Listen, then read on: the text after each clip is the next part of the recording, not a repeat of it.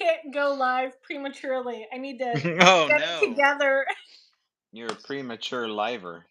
Oh boy. Okay. So Tobe, we're how's it going? it's happening. It's happening right now, Jill. It's going good. I just got back from checking our gifting site. Literally just pulled in the driveway. Aaron got a hankering to get up in the woods, and I was in my sweatpants. I actually was kind of dragging my heels on the potential of going out bigfooting randomly. I mean, I live up here, right, in pristine habitat for it. So why am I dragging my heels? I don't know if that's a sign of, I'll be 50 on October 26th. Um, so maybe it's a little bit of that. I don't know. But we did have some recent activity that happened up there. Just to mention real quick, things have gone pretty cold since the pandemic as far as playing Bigfoot's concerned. The Al Moon Lab was kind of my baby. And I left in 2009 and the pandemic hit, and things just kind of really just kind of tapered off. But we're slowly finding, and we'll talk a little bit about this towards the end of the show as well, because I have a major clue for people for the free tickets. But there was something that happened in the woods regarding a candy cane. And so, in short, an object disappeared, which was this candy cane, over a period of 5 months. And there was a significant amount of ice, snow, rain, wind, and all sorts of weather phenomena, of course, in the Olympic Peninsula. And we had actually forgotten that the candy cane was missing. And then we went back last week, and suddenly there was a candy cane shoved into the stump. And Ooh. what's interesting about that, Jill, is that the only part of the candy cane that was warped and withered away, and that little red stripe, the traditional red stripe, was the part that was wedged down into the stump. Everything else on it was perfectly pristine. So, this gets a larger conversation going, one that Dave Ellis, who we really haven't taken enough time to talk to Dave Ellis with Flash of Beauty, but he certainly was a big help in general to the likes of me and Daryl, and just a really good guy.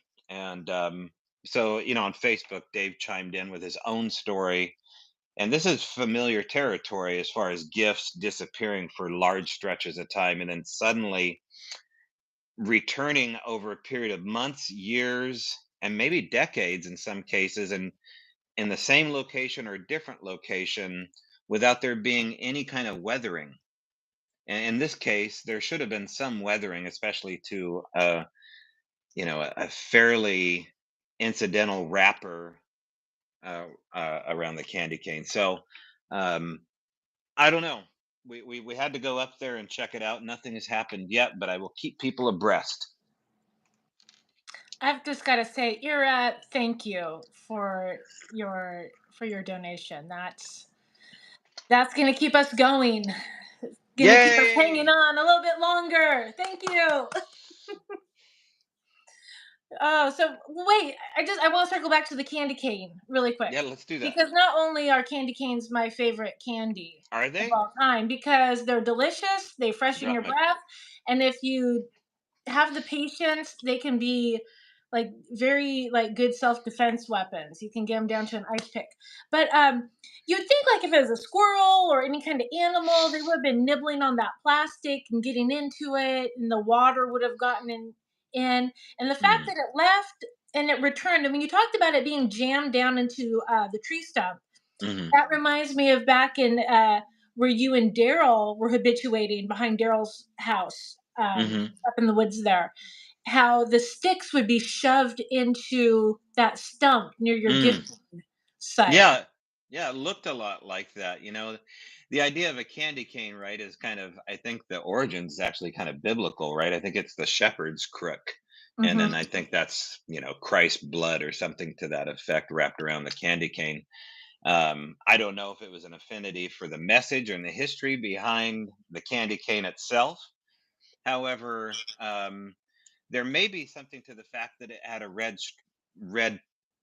stripe on it, because there's something akin to at least in this general area, that red seems to be a triggering color for the Bigfoots out here. They like to move things around that have red parts on them, like the Mhm. red peanut butter lid and things like that. So these are things that are all new, and so this isn't something I'm used to at all in Oregon, and so it points to the kind of diversity, this diverse. I don't know if it was Era that coined this term, but there's this ecosystem, this diverse paranormal ecosystem that's attached to this, and um, this type of individuality, right? There seems to be this hive mind attached to this phenomena, but yet there seems to be behavior and individuality and kind of a cultural slant on how they treat humans. So that's what I was doing today. I was out playing Bigfoot. The weather finally turned, and we had some blue skies here, so we made the most of it. Good for you. Good for you. Um, Hmm. I do want to point out, just because in a previous comment on Facebook, I referenced that I should have worn my Sasquatch Outpost hat. So Oh, nice. here it is. It's Can you all zoom in a sparkly. little bit? There we go. Yeah. So Todd Gatewood, if you're watching, this is the hat, and this is why I should be wearing it, because it's a beautiful rose gold sparkle that I'm very fond of. So Nice. I thought it was cork. Like I thought it was a cork hat. It kind of looked like cork to me. so it would float in case Yes. I go down. There's no sign of Jill, but there's her cork hat. Right. Right. Send the submarine right there. No, let's see here. Oh, and I do want to say this is a little bit. You know what? It's not off topic. It all circles back. But I just got a text message maybe 10, 15 minutes ago from my Mm. brother down in Arizona. And some of you may recall, Brett and I were down Flagstaff for our niece's wedding. Well, my nephew, Grayson, he had just walked across the stage. He has graduated. He is a high school graduate and will be headed to college in the fall. But in the interim, we're not sure if this is gonna be a good thing or a bad thing. But they're coming up here this summer. And Tobe, I've been talking to you about this, Hmm. um, because they wanna get out and have a Bigfoot experience. And I just it occurred to me that like Grayson might go back to his parents and say, I'm not going to college. I'm gonna go live in the woods. I need answers. So we'll see how that goes. We'll see how that goes. Yeah, I put out on Facebook trying to get ideas of like where can we go? And I was like, we need to talk to Tobe. So I'm sensing a theme of people in your general circle that are being inspired to go full Timothy Treadwell. Is this what's happening? um, you know what? No matter which way it goes, there will be an I told you so. Either way. Right. So Yeah. it's a 50-50. I love it. Yeah. Yeah. So should we I'm looking I made a list. I have a list of things to discuss. And Okay. one of them is an event coming up quick that is gonna be pretty cool. A Flash of Beauty is going international. We will be doing a double feature screening at the Castle Theatre in Castlegar, British Columbia. June 14th, 6 p.m. Where is Castlegar? Let me tell you, it's about an hour north, maybe a little bit northwest of Medellin Falls. Okay. Why is this important? Let me plan your 3-day Bigfoot weekend for you. Do So, that. Okay. not only are we doing the screening on Friday, but get this. So, on Saturday and Sunday, Medellin Falls Bigfoot Festival is going Mm. on Saturday. Selkirk Sasquatch Events, who hosted us for our screenings at the historic Cutter Theater, they're hosting a skunk ape event with Marie Dumont and David Shealy from Florida. So just track with me here. So you can hang out with us Friday night, get your fill of A Flash of Beauty. Brett and I will be there to answer questions and talk and hear your stories. And we probably have more questions for people in the audience than they'll have for us. Then you head back to Medellin Falls. Saturday, you split your time between Selkirk Sasquatch events with Marie and David, and then whatever the speakers at the Bigfoot conference. And then Sunday, you recover at the Medellin Falls Bigfoot Festival. So if you're gonna go, I mean, you might as well make the most of it and come see us. Absolutely. Wow, you're really good at. You should be a travel agent in pigtails. I love Yeah, yeah. Let me Google your trip for you. it. So you're then moving on. More exciting stuff. July 19th through the 21st, Sasquatch Summerfest in Oak Ridge, Oregon, your old stomping grounds. Oh, and there's a new ad on there. Did you see that? Yeah, Priscilla's been adding new speakers. So, do you want to talk about Well, who'll be joining I us? so I know that Gwendolyn Guthrie, or she goes by Gwen, um, is I've interviewed her before. She's had some, a lot of poltergeist stuff happen in her house. A lot of Bigfoot stuff in and around her general zone of proximity. But she also had what I interviewed her for was that she saw an unusual canine. I think the episode was called Hyena Man. And so we actually did a sketch of what she had seen, a witness sketch with Alex Whitcomb, the Mm. driftwood extraordinaire artist and friend. And so Alex, myself, and Gwen, she described what she had seen, and it was hard not to call it some kind of hyena looking canine around her property. But she's had a lot of poltergeist stuff too. So again, she's going to be probably talking about that crossover effect. I've never had a chance to hang out with Gwen. She's a lot of fun. There's going to be quite a few people there, and we're not the only doc in town, right? There's another doc that's going to be streaming as well. You want to talk about the other doc that's going to be playing at the Summerfest? Well, I know we're doing a Flash the Beauty Bigfoot revealed and also Mm, Paranormal Bigfoot the next night. I think there's other documentary filmmakers who are going to be there, and I think they're going to be doing some filming. But I don't have enough okay. details Okay. to start spreading misinformation. So you'll have to Oh, circle back when we know the whole story. yeah, yeah, yeah.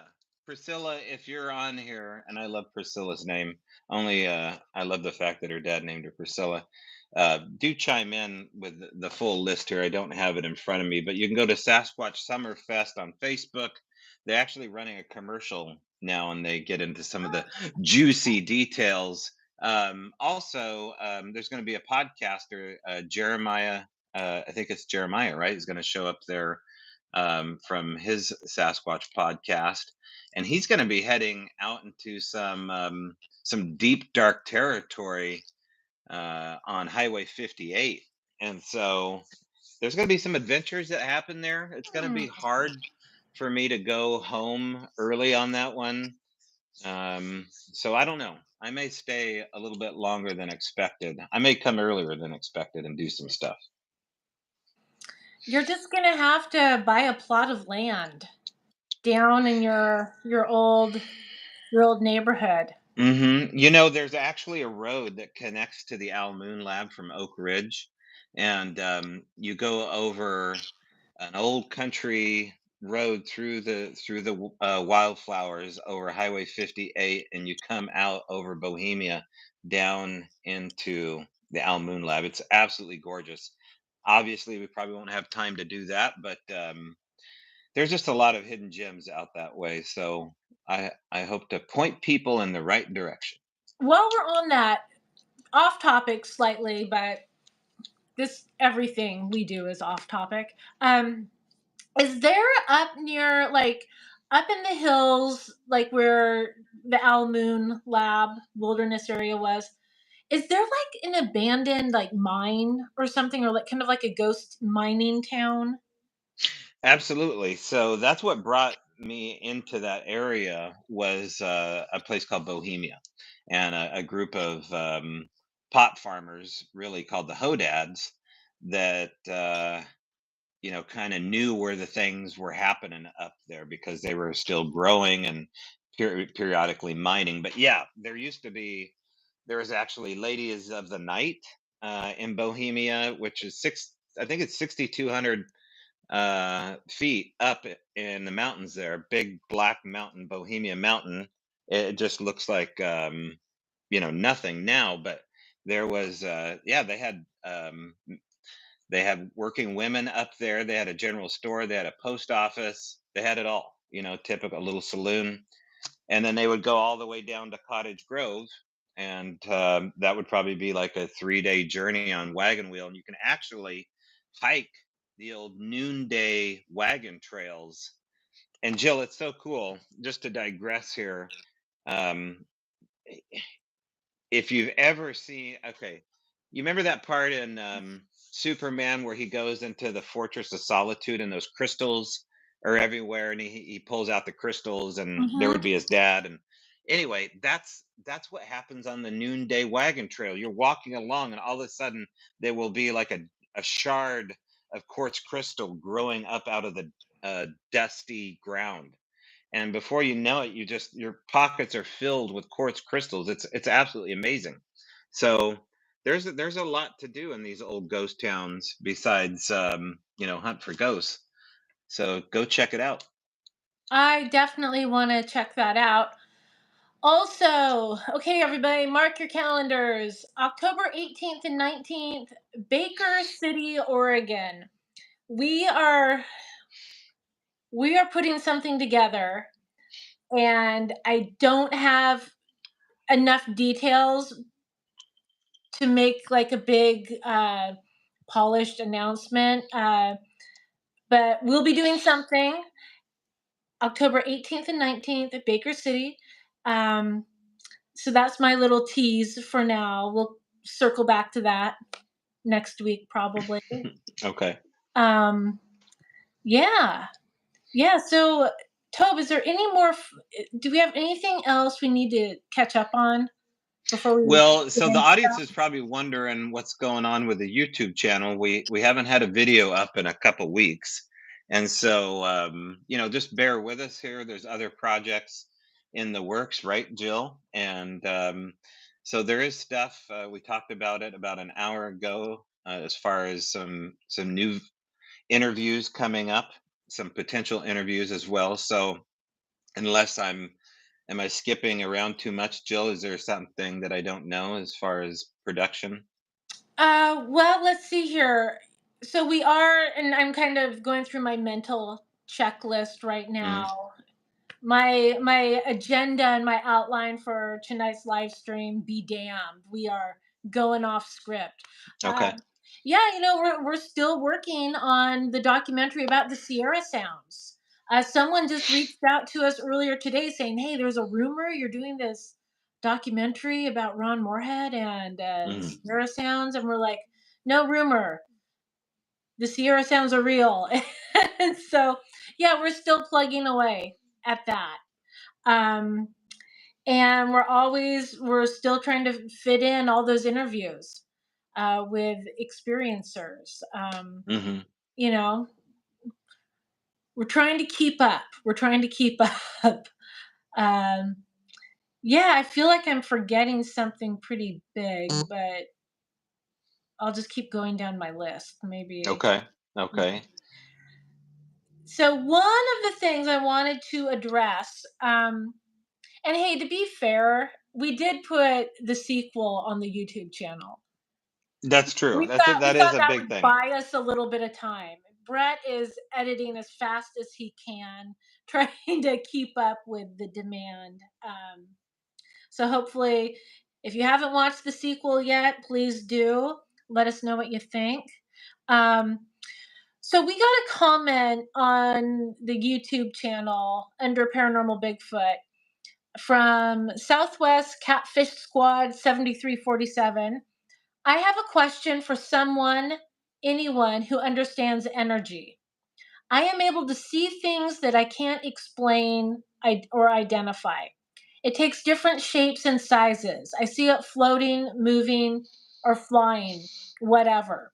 So I put feelers out and I shared that post to Facebook. And I just wanted to, in case Southwest Catfish Squad 7347 is listening, um, we got some good responses. And I do want to read one of the first ones that came in from, I'm going to mispronounce it, Kangs Allen. He, Kangs Allen, or is it Allen Kangs? Sorry, I'm shooting from the hip here. And he made a point. He's like, I'm not trolling, but get your eyes checked. I mean, he makes a good point. That could be like a serious medical, there could be a medical issue there if you're seeing things, or there's, float like cataract issues or Mhm.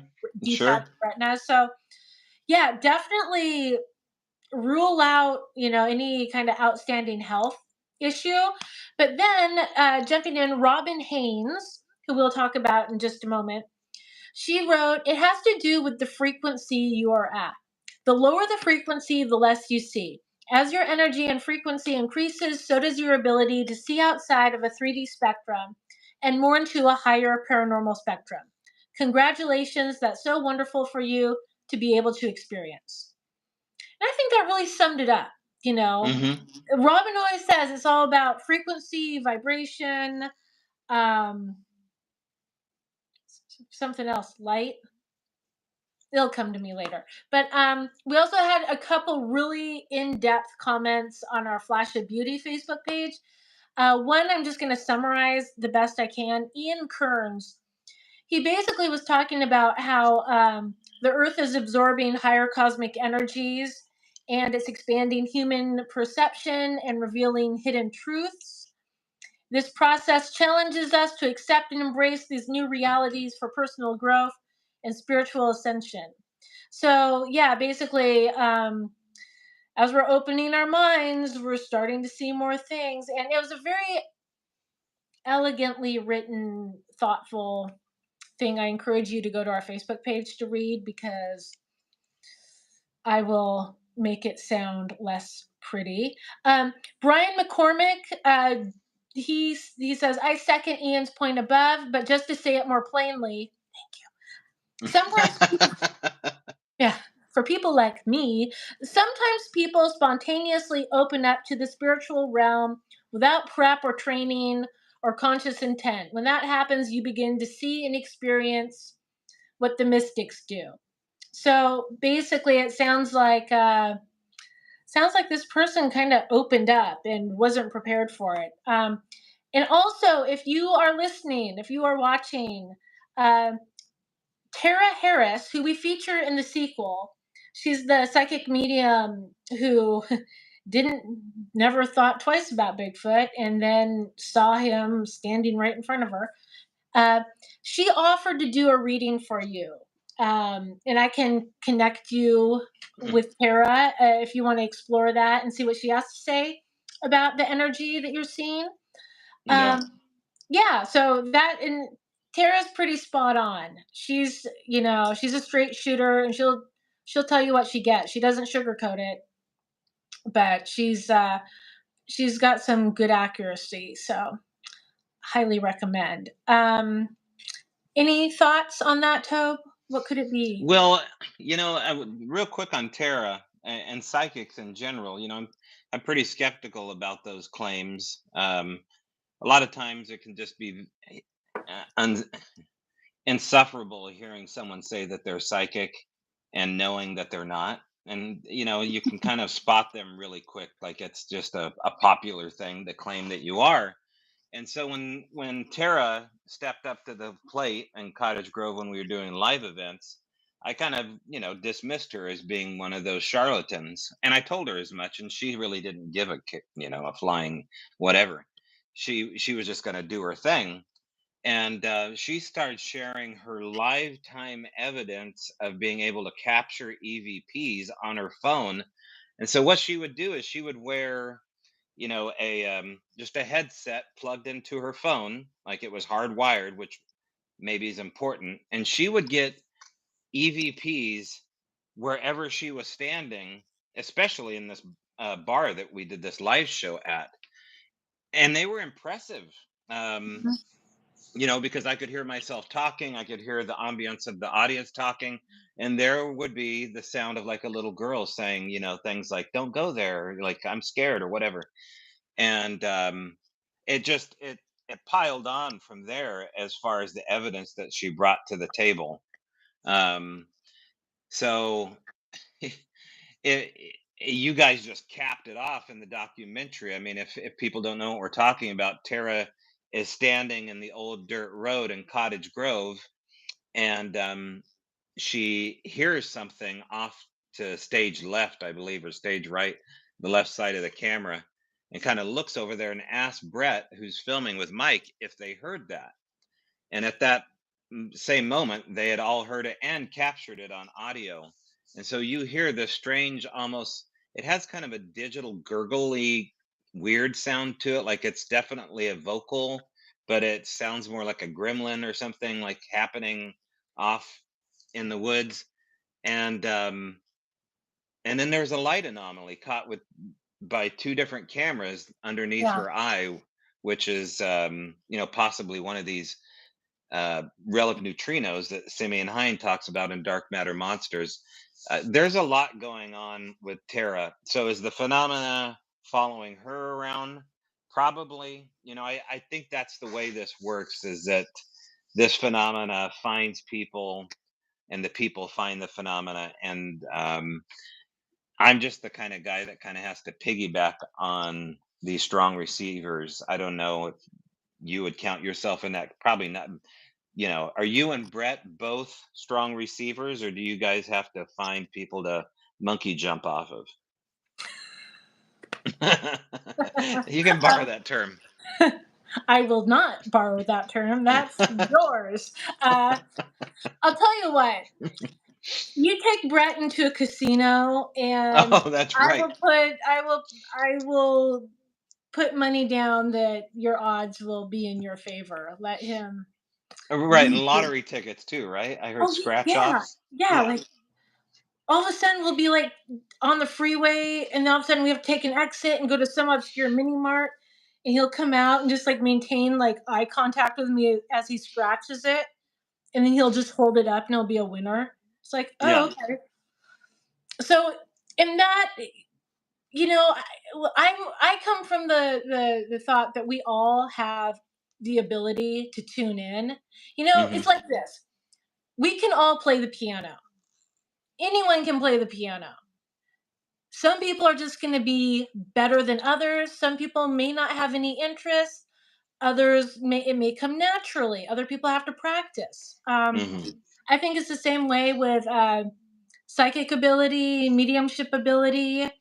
You know, for some people, they've been doing it their whole lives and didn't realize it. Some people have really like made a conscious like effort, like this is something I'm interested in, or you get struck by lightning and then everything goes crazy. Hmm. So, um, so yeah, I wouldn't. I don't know if I would put us in the strong receiver camp, but definitely, I mean, things happen. Well, and I just go back to your incident and Brett's incident. I guess he was the one that kind of invited and invoked a UFO in Utah. He did do that. N- Yeah. not everybody can do that. I mean, that's a pretty incredible moment, and you guys have never really released that video. But I mean, Brett basically opens up the heavens with a statement of "show yourself." I believe is a statement, right? And a Hmm. otherwise blue sky creates a single cloud, if I'm remembering it, and then behind this cloud, this strange little cloud that forms, A something. geometric. I mean, it was like it had angles and like corners and straight Yeah, lines. It's like, oh, that's different. Yeah, that's I mean, exactly what happened. we're kind of speaking a code here, but Brett, you were asking for a UFO to show itself over the hot spot that is Skinwalker Ranch, and in turn, within less than 5 minutes, a UFO of some kind comes tumbling out of the clouds. Is that right? It was like 10 seconds. He literally Okay. yelled it. It was Yeah. such a weird thing because he was kind of up the hill from me, or up the slope, I guess. And Yeah. I was in this spot where there were it was like a round it was like a clearing, and there were trees spaced Mhm. out. And like the day prior, James Keenan had Mm. given a presentation at Phenomicon, Mm. and I wish I could remember it. I'm gonna ping him on Facebook and ask him about the Now situation. James Keenan is in the current season, right? This He's on is Blind that Frog Ranch. Oh, Blind Frog Ranch. Okay, Yeah. gotcha. Okay. So, but I think he's been on Skinwalker Ranch as well. Okay. Um, but I remember as like, James Keenan was talking about something just like that. Then all of a sudden, there's a weird vibe out there. And all of a sudden, Brett's yelling at the sky for an alien to show itself. And what was Right. so weird about this, Tobe, I mean, we have the typical cryptid excuse here. Like, why didn't you take a photo? Why, what happened? All of our gear was in the car. Brett did not have his cell phone on him. It was in the car. I did. I had mine. But in an incredible event, you don't want me filming because it's going to be a lot of, oh my God, blah, blah, blah, blah, And that's exactly what we got. That's what But I would do too, totally. so like, we're watching this cloud and all of a sudden, yeah, this thing falls out and is tumbling down. And Brett's like, I don't have my camera because you're just watching it. You're just fascinated. You don't want to take your eyes off of it. So I put my phone up and I can't see anything because I always say when people post their UFO footage on Facebook or on YouTube, I'm like, this is terrible. Do a better job. When I see a UFO, it's gonna be Right. perfect. No, I get it. My apologies to Right. like everyone I've made snarky remarks about. Yeah, but so I'm like, I think maybe I'm filming it, blah, and then I just caught like the corner end of it, just this silver disc. It lands on the ridge that we're staring at. Brett grabs his drone, tries to fly it up there. All of a sudden starts getting all these weird messages that there's interference, that something is hanging off his drone. Oh, wow. Right? Wow. Weird. I didn't Okay. know that part. Yeah, and he's in the chat, so he can do a better job with the exact verbiage. But it was like it reminded me of like when you're at a hotel or motel and the sprinkler thing on the ceiling says do not. They have like a clothes hanger with a line through it. Like No. don't hang things off of this. That's Yes, yes, yeah. that's what I Yeah. kept thinking of. Like, well, what's he like? Like hanging his dry cleaning off of it? No. So I don't know how we got to that conversation, It's an but important conversation to have. I mean, we had to get it out there. But yeah, I mean, yeah, Brett in his own right can seems to be a lightning rod when necessary. Mhm. Other times, I'm I'm seeing and Mhm. hearing things that I probably shouldn't, and I'm able to get validation from people. I mean, feel like I can mention this. I don't think it's going to be a big deal, but there's stuff that you filmed regarding cattle mutilations. It's kind of one of the first pieces that I saw you guys film besides your feature films was this other side project. Um, you've got some incredible video of cattle mutilations from Oregon. I just want people to know that something exists on film, and I just think it would be a fascinating road to eventually go down. Yeah, because originally when we started this, we were doing cryptids, well, Bigfoot, Mm, um, and there's a little, footnote by that because everything pointed us back to Bigfoot, and then we're doing like UFOs and aliens, and then ghosts and like haunted locations, right.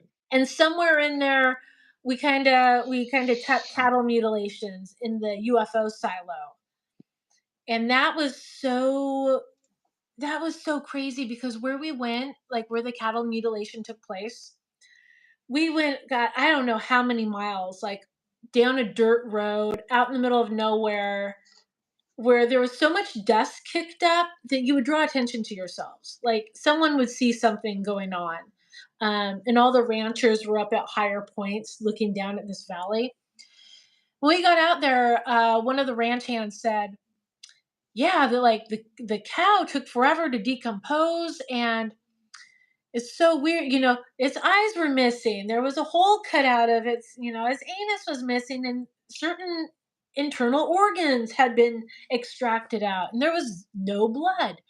And the interesting point, I don't know if it was just a severe case of denial, but the ranch hand had taken like an animal like husbandry like butchering class, and he's like, "There's a lot of blood in a cow.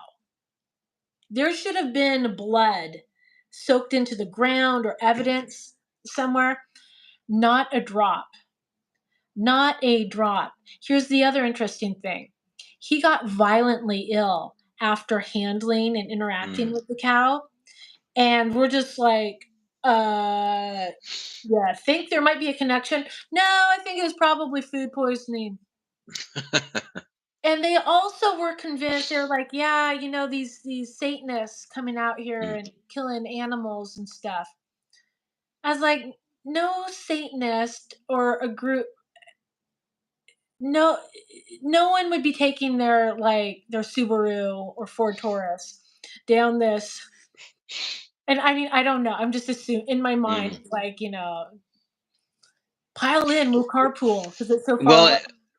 just to bounce off what you're talking about with the health effects, about a month ago, supposedly the Pentagon released something on accident called Kona Blue, which I don't think was by accident. If you listen to George Knapp, it was basically a program that existed in the background of all the other programs.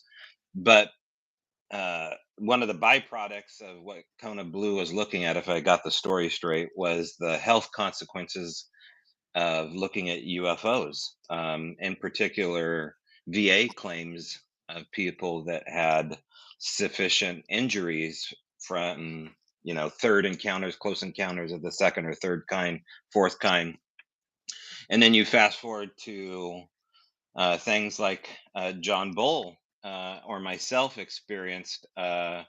With what we're calling infrasound with Sasquatch. That's also a type of injury, although it has a shelf life to it.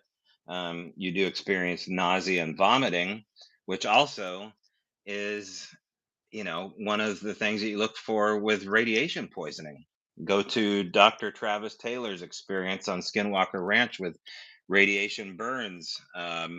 The other main ranch hand that had the brain aneurysm, Oh, and Thomas. still Thomas Winterton still has some trauma from that experience. Obviously, he nearly died, if I remember correctly. Um, so there's, one of the things that we probably need to look at is: are there health consequences? People always talk about the Sasquatch curse.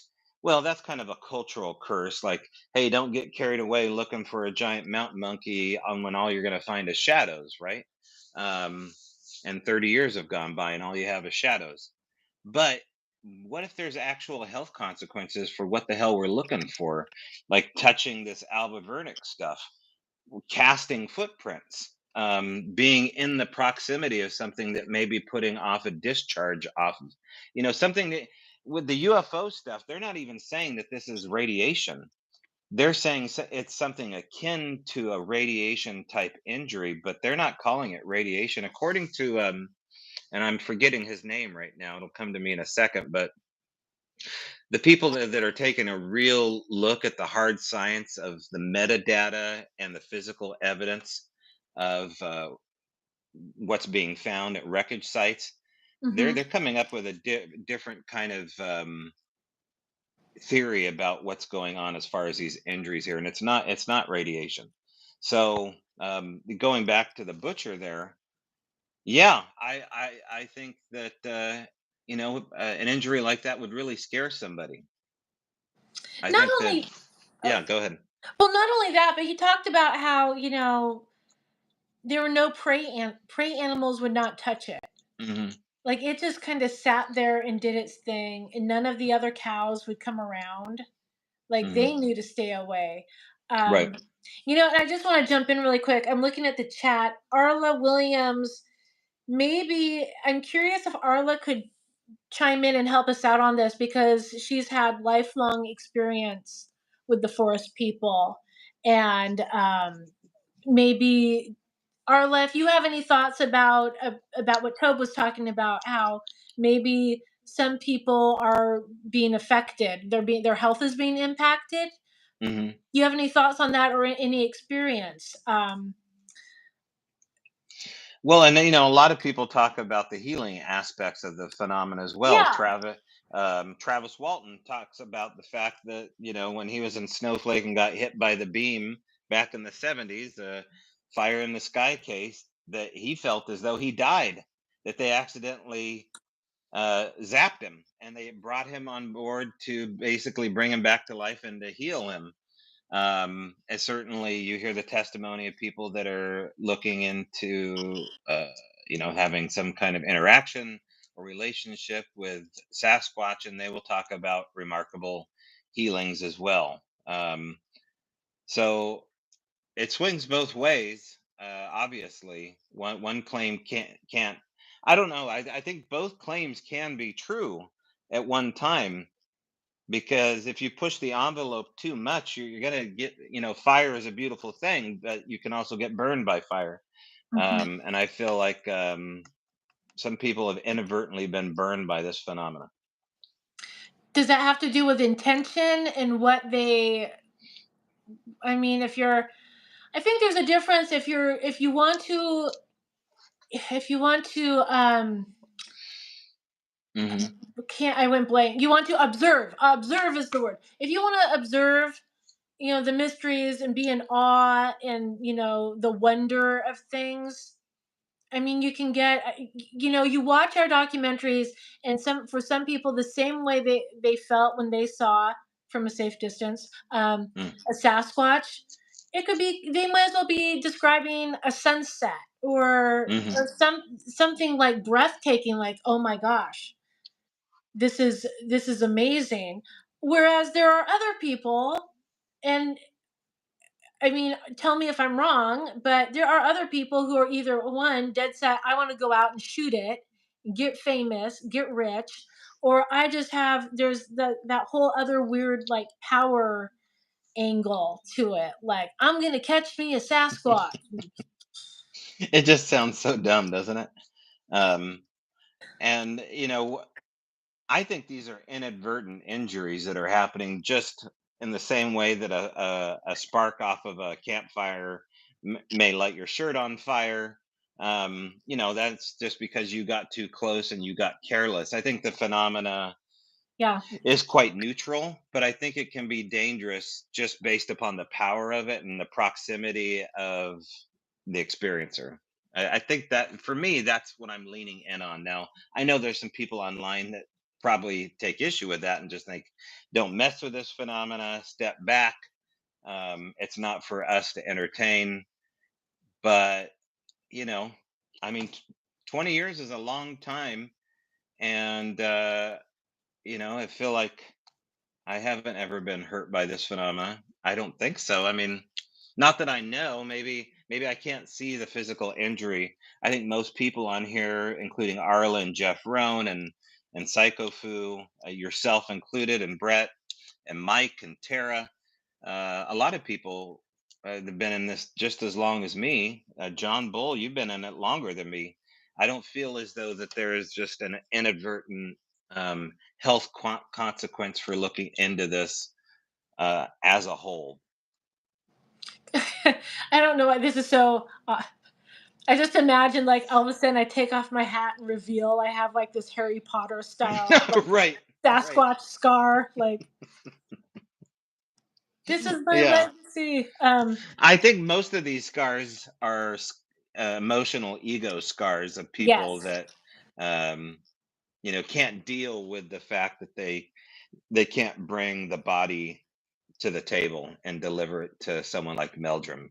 This ego crush of just being outsmarted by a damn dirty ape. This is where the category where a lot of people put it. And then, of course, you get into the fact that they can't admit to what happened to them, as far as there being these hidden events that are paranormal. And Mhm. that's why I think, it's important to provide an avenue for people to get this off their chests.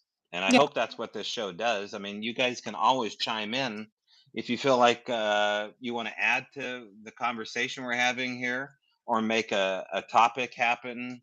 Just put it in the suggestions here in the comments. Or Brett's reading everything. Jill and I don't always have time to get to every comment, but Brett does. Well, So Nancy Fry just summed it up.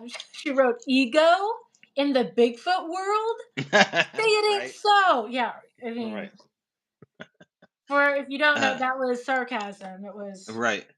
Um, let me just buzz through. I have a couple other little things I want to circle back on. We do have, if you're a member, you have access to a new interview. Actually, Robin Haynes, who we got to sit down with at the Nebraska Bigfoot Conference. The same time we met up with Harriet to film Oh, her braided collection.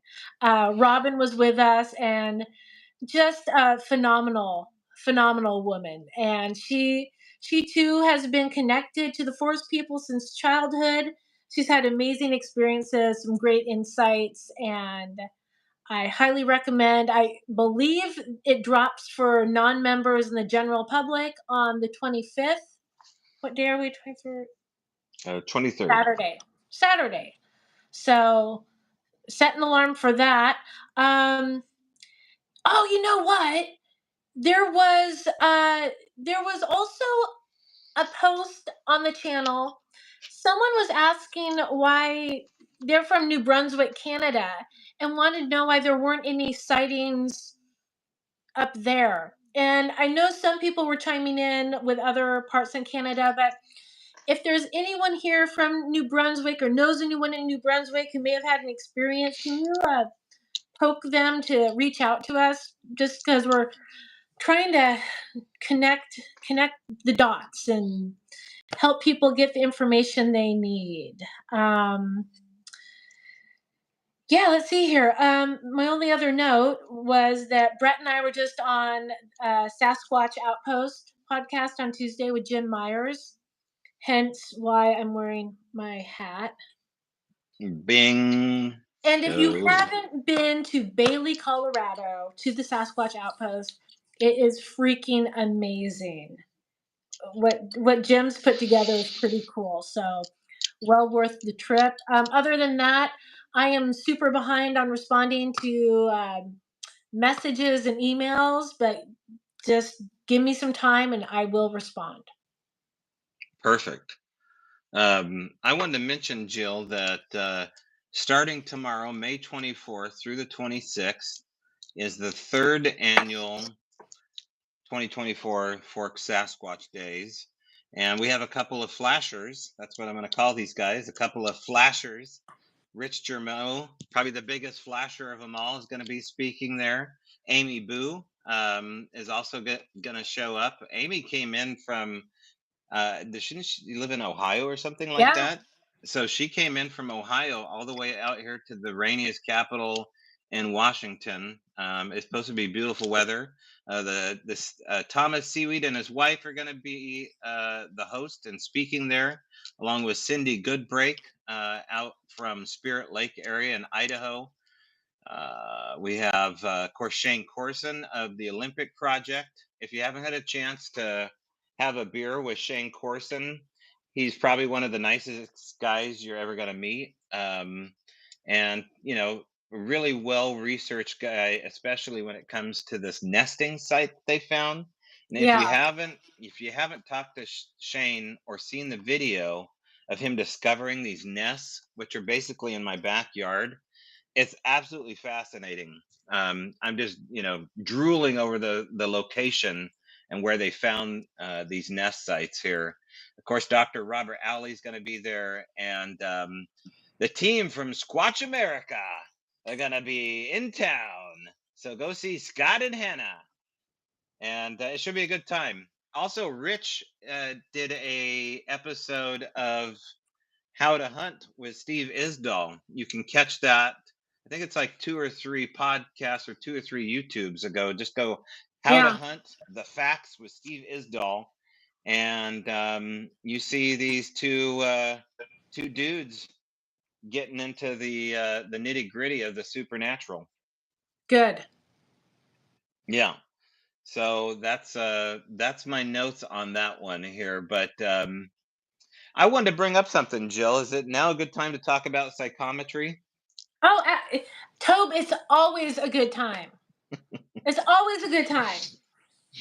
All right. So, you know, I think it's important to talk about some of these fringe topics, and I never shy away from them. I think they're related, including the idea of something called psychometry. So, what is psychometry in short? Well, I could read you the Wikipedia version of that. Maybe we should read a little bit of it. But in short, psychometry is the ability to read an object by touch. And Jill and I were talking off record before the show went live, whether or not she's experienced anybody that claims that they can do this. I think Tara probably could do this. We know a few people in our circle that can do this or claim they can do this, but it's also called a token object reading. Um, it's also a form of parapsychology. A lot of people would call it a pseudoscience, something that really doesn't happen. But the claim is that there's energy on these objects here, and if you have the gift, you can tell a story about where this object came from, the emotion that was kind of embedded in the object from the person that last held it. There's a history to basically what they're saying is that all these things are kind of haunted, right? These are haunted objects to a degree. They embed and imbue some kind of stone tape theory, I think, is the other paranormal word they use, where they have an emotional resonance to them. They have a history. Is actually discovered by or brought up by a guy named Joseph Rhodes Buchanan, who coined psychometry back in 1842. Um, and I'll just read a quote here off of Wikipedia about Joseph Rhodes Buchanan. The past is entombed in the present. The world is its own enduring monument. And that which is true of its physical is likewise true of its mental career. Interesting word. Interesting way to say that. The discoveries of psychometry will enable us to explore the history of man as those of geology enable us to explore the history of Earth. These are the mental fossils of psychologists as well as the mineral fossils of the geologists. And I believe that hereafter that psychologists and the geologists will go hand in hand. So I mean, this is fascinating read. This is the first time I've read this actually here. And so, I mean, basically what he's saying is that these objects have an emotional context to them. They have their own psychology. Um, the one portraying the earth, its animals, and its vegetation, while the other portrays the human beings who have roamed over its surface in the shadows and the darkness of the primeval barbarism. I, the mental telescope, is now discovered, which may piece the depths of the past and bring us in full view of the grand and tragic passages of ancient history. And Joseph Rhodes Buchanan definitely looks like he was born in 1842. So you can check that out on psychometry or psychometry yourself as well. Now, the reason I bring this up, Jill, is that early on in the game, one of the gals that I interviewed before I met you and Brett and Mike was a gal named Sarah Lemos. Do you know who that is? Okay. So Sarah Lemos is a psychic out of Salem, Oregon. She was on a couple of shows on Travel Channel. I think she was on a show with um, oh gosh, Paranormal 60. show that Brett and I did. It'll come to me in a second here, but she's a well-known psychic in the circle here. And I actually I gave Sarah Lemos at the reason I'm bringing this up is that recently last weekend was the McMinnville UFO Festival, which this is the first one I've missed in like 4 years, Oh, right? And Sarah was just there at McMinnville in front of the hotel, and her and I struck up a conversation. Now, in my hand was a Sasquatch hair that I was going to give to George Knapp, and it was still embedded inside the plaster. I actually had two hairs with me, um, and so one of them had already been touched by human hands. So I had that hair available in a separate envelope, and I thought, well, after I talked to this Sarah and I found out that she was a skeptic about Bigfoot, I was like, well, if you're a psychic and you're a skeptic, I want you to hold something. Can you do one of these psychometry readings? So she did a psychometry reading as a skeptic. And I want to play this video for people of Sarah's initial reaction. Now, I didn't get on camera the moment she held this suspected Sasquatch hair in her hand, but I did capture it the next day. And so this is a quick video of Sarah and I standing right in the middle of the street at the McMinnville UFO Festival, and she's going to talk about what she thinks is going on with Bigfoot, and she says some really interesting things that I think are going to ring true with the audience here. So let me do something here. I'm going to have to face the camera around. I think I have it all queued up. Let's see. oh, Daryl Adams just joined us. Oh, So, he did. hi, Daryl. Okay.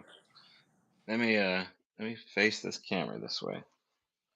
Okay. All right, and I can zoom in here. So I'm gonna Thank take God, this. because I can't see. Oh, don't do that to me. Okay. There we go. So let me go to Sarah. Okay. Now it won't let me do landscape mode, so we're gonna have to deal with this here, but we'll be able to hear the audio. So this is all queued up. And so this is Sarah Lemos, psychic, Salem, Oregon, talking about her first psychometry reading of touching a suspected Sasquatch hair and her initial feeling after she did this reading. Which again isn't like human energy yet. If I tapped into okay, I'm gonna be honest with you. If I tapped into the Dalai Lama, that energy, that high frequency vibration, I can't even believe I'm freaking saying that. It almost feels the same. It's like this essence, this old essence, this old, almost like You're picking up on it right now, right? Yeah. Yeah. Almost like an ancient being, but ascended. Hmm. So the Dalai Lama is a holy man. Yes. To me, he's very much a holy man. Okay. Is this a holy entity? I wouldn't, I'd want to sit on that more before I could touch that. But I can tell you that to me, the essence feels very, very much so. That frequency. I don't know. You get around people like down here, and you get around people that are more your frequency. It's odd because you can kind of explain it. It's this frequency. It's this thing that we have. It's like this frequency. Right. And theirs is much higher frequency. It's not as high as the angelic realm. It doesn't feel anything like those on the other side. Right. I'm doing that forever. It feels more. It doesn't feel like. It has a taste of like alienness, but not aliens. Yeah. And it still blows me away. Any connection to the Greys? Because a lot of times people explain that they see them during abduction experiences on the craft, or that they're a slave being to the UFO phenomena. Really? Yes. They don't. Never said any because it's just not. I was like, it's not real, so why would I study it? It's not real, so why would I watch documentaries? I mean, I know amazing people in the field, and I love them. Right. It's just not my. All right, so I'm going to stop it there, but anyway, that gives us some meat on the bones, hopefully, to talk a little bit about that there. But she goes into more detail about what she talks about is the density of them and how they can shift their density around to become more dense and less dense, which reminds me of dark matter monsters, really, how Mm-hmm. there's this variable state of this here. So, anyway, I think if you ever get a chance to share some evidence with someone like a Sarah Lemos that can do a psychometry reading, um, take a chance to do it because she speaks at Sasquatch events. Like she spoke at the one in Portland um, 2 years ago, and she's not a Bigfooter per se until she did the psychometry reading, but now she's looking into the subject matter. So that was just a real fascinating piece of my own personal history with working with psychics. Good stuff. Good stuff. Hmm. Well, Toad, before we close out, is there a clue or a hint for an Da da event da da coming da. up? Yeah, we need some theme music here. Now's your chance to win 2 free tickets for the scavenger hunt of your lives Do you know coming what music July. we need? Do you know what music we need for you to do these like What's clues? that? We need to start playing clips of 2 tickets to paradise. Oh, is that considered yacht rock? Um, I think it's yacht rock. Yeah. like aggressive Like, yacht cr- rock, maybe. I can maybe do some crisscross. All right. Uh, so, or is it Christopher Cross? Crisscross is a rap group. But this is your chance to win 2 free tickets to the Olympic Sasquatch Days. I'm down in Oregon again. Olympic Sasquatch Days coming up this year, July or September 26th through the 29th, out here in the Olympic Peninsula. You can go to olympicstrangedays.com to see your latest clue, because I thought, well, you know what? I'm going to start putting clues out in little other areas too. Now, the main clues are always going to happen here Thursdays at 7 o'clock on our live stream or maybe our eventual podcasts that are coming up. But something happened, Jill. And in short, um, whoever is going to be a part of the scavenger hunt is going to go into Sasquatch territory, guaranteed. And you may have activity. We had something happen a couple nights ago on our recorder that is pretty rare, I think, an unknown language.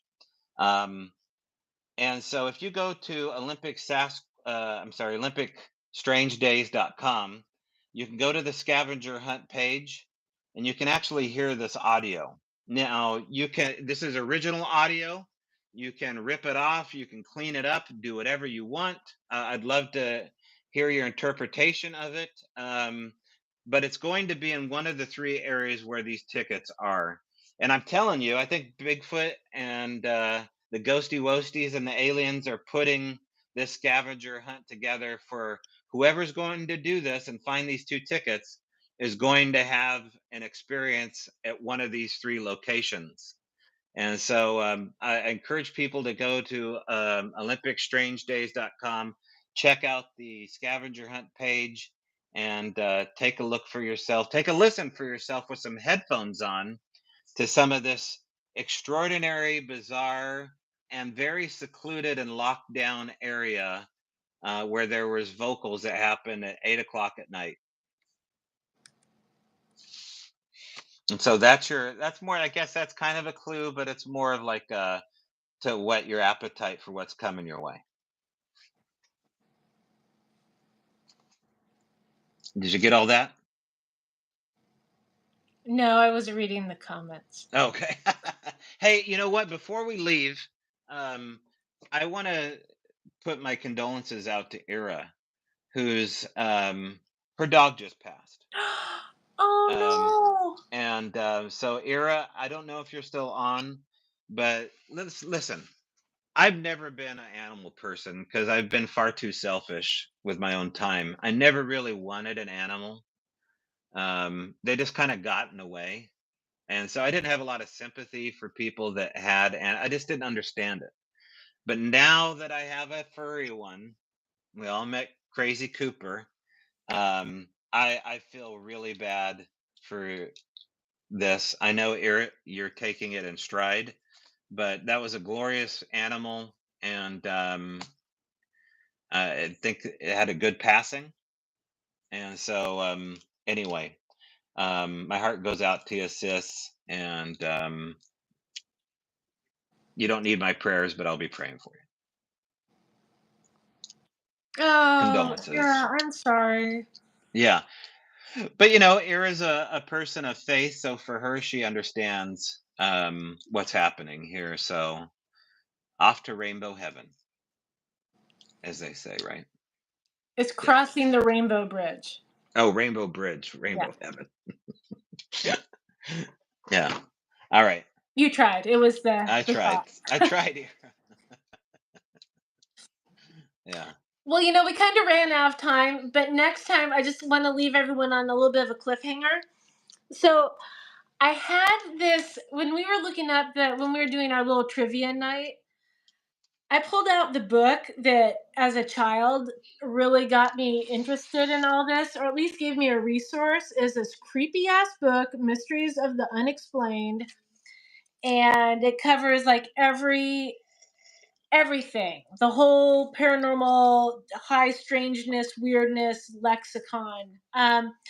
But I made a note of a report or a story that came in from the 1970s about this strange connection that had been reported about bipedal. This is the Bigfoot chapter, but a connection to like Bigfoot and UFOs. So It's a people were thing. talking about this back in the 70s. So there is some gold in this book. I mean, Is that a right Time next Life book, or where do you get that book? this was I as a child, I took it Uh, from my grandparents in Saginaw, Michigan, oh, back to nice. Oregon. Is Reader's Digest. Okay, Mysteries yeah. of Unexplained. But like right next to it, it's a whole report that came from Grays Harbor County. That was reported to John Green. Um, there's just some really weird, crazy stuff in here. Um, that That's got also to be the terrified sheriff. me If as it's a Grays child. Harbor, I wonder if that's that Sheriff Harryford encounter where the sheriff actually cast that amazing print that I have a copy of and Jeff shops around, but pretty famous case. Was it Harrington? You saw? Yeah, Harrington. Harryford, I think it is. Well, this one's Harrington. This is Oh, okay. Deputy Verlin Harrington. Oh, well, July then there's 26, 1969, a 30-year-old Deputy Verlin Harrington, blah, blah, blah, blah, blah. interesting. So there's two sheriffs that cast tracks out there. Oh, yes. Oh, yes. Oh, Uh, I also want to congratulate Sarah Brown, witness out of near Ira's old stomping ground in Chehalis, Washington. Her and her husband, John, are long term witnesses themselves on res property right off of I 5. And Sarah had a Sasquatch sighting 2 weeks ago.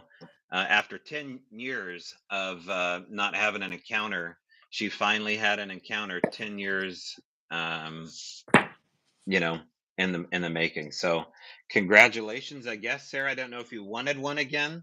I don't know if it was, on your property at your house, but eventually, you guys are gonna have to meet John and Sarah, and talk to them about their stuff. absolutely. I look forward to it. Well, I look forward to next week. That's what I look forward to, Jill. Good answer. Good answer.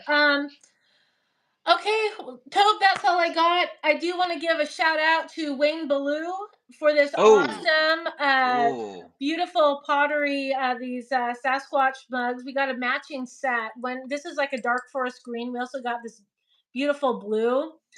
We, of course, we had to share the wealth. So one went yes. home with our cinematographer Mike Ferry. He's a coffee connoisseur, and he needed one. So thanks, Wayne. Wayne is the musician who did the song who wrote and composed and performed this song at the end of A Flash of Beauty, Oh, Paranormal Bigfoot. And he has put something together that is absolutely amazing for the documentary about the Sierra Sounds and what Ron mhm. Moorhead and the others from the hunting camp experienced up there. So We need stay to tuned. interview. I want to interview him for the podcast too. Let's arrange that because I want Okay, to talk to him about that song. let's do it. Let's do it. I'll send an email tonight. Okay. All right. Well, that's it for me, Jill. I appreciate everything you do. I appreciate the audience.